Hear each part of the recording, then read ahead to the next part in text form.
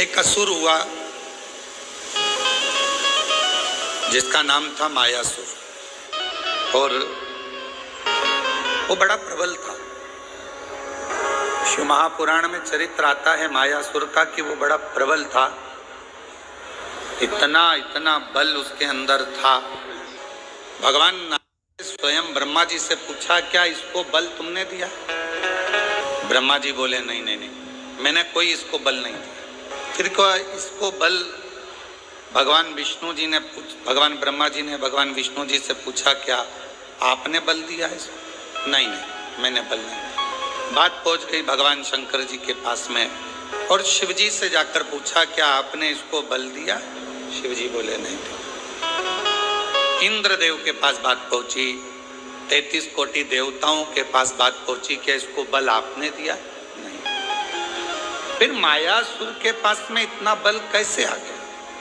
असुर है, राक्षस है, ना इसने अभी कोई तप करा, ना अभी इसने कोई साधना करी, ना कोई इसने व्रत करा, ना कोई उपासना करी, फिर इतना बल इसके पास कैसे आ गया?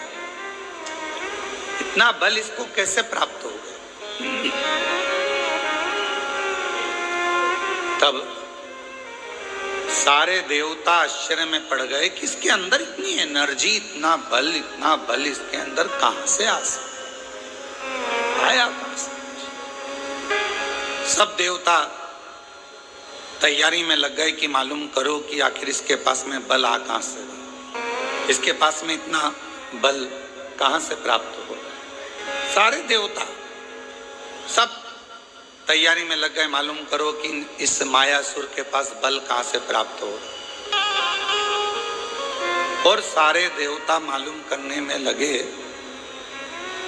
फिर भी कोई ठिकाना नहीं मालूम पड़ा कि आखिर बल कहां से कैसे प्राप्त हो। महीनों निकल गए, पर जितना बल मायासुर के पास था वो बल और बढ़ता चला और फिर भगवान ब्रह्मा जी स्वयं भगवान विष्णु जी के पास में गए और जाकर पूछा कि बताओ इसके पास में इतना बल कैसे आ गया?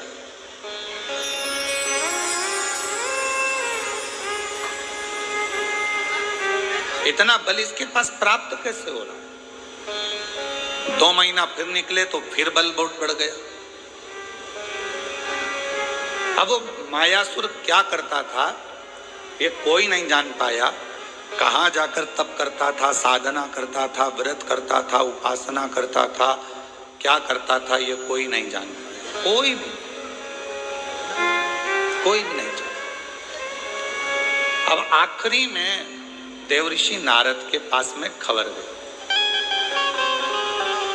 देवऋषि नारद से पूछा कि आप बताओ कि मायासुर कहाँ जाता? मायासुर को जानने के लिए नारद जी ने अपने गुप्तचर लगाए, स्वयं नारद जी जाते रहे पता करने के लिए कि मायासुर ना तो ब्रह्मा जी का भजन कर रहा है, ना भगवान शिव का भजन कर रहा है, ना भगवान विष्णु का भजन कर रहा है, ना इंद्र का भजन कर रहा है, ना किसी देवता का भजन कर रहा है। फिर इसके पास में इतना बल बढ़ कैसे,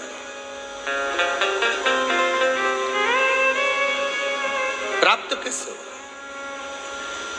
नारद जी भी थक गए। एक दिन नारद जी अपने भांजे के पास पहुंचे, पर्वत मुनि के पास,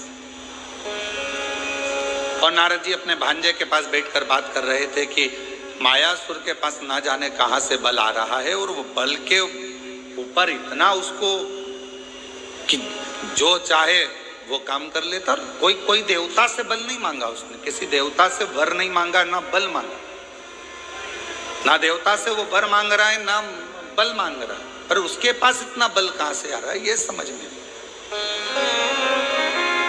किसी ना किसी का तो सपोर्ट है। आप में से कोई व्यक्ति बहुत अकड़ कर बोले, बहुत चिल्ला कर बोले, बहुत अकड़ कर बोले, तो किसी ना किसी का तो सपोर्ट है। तो वो बल कहां से आ रहा?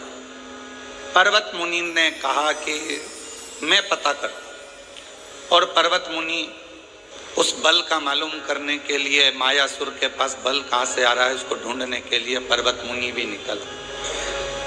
देवता नहीं जान पाए, देवऋषि नारद नहीं जान पाए, पर्वत मुनि नहीं जान पाए, आखिरी में नारद जी गए तुमरुका जी के पास में, और जब कोई निर्णय ना निकले, व्यक्ति हर तरह से हताश हो जाए, तब वो शिव महापुराण की कथा में जाकर बैठ जाए तो मालूम पड़ता है कि बल कहाँ से। शिव महापुराण की कथा आपको मार्ग भी बता देती है, शिव महापुराण की कथा ये भी बता देती है कि बल कहाँ से आ रहा है, और शिव महापुराण की कथा ये भी बता देती है कि बल कहाँ से प्राप्त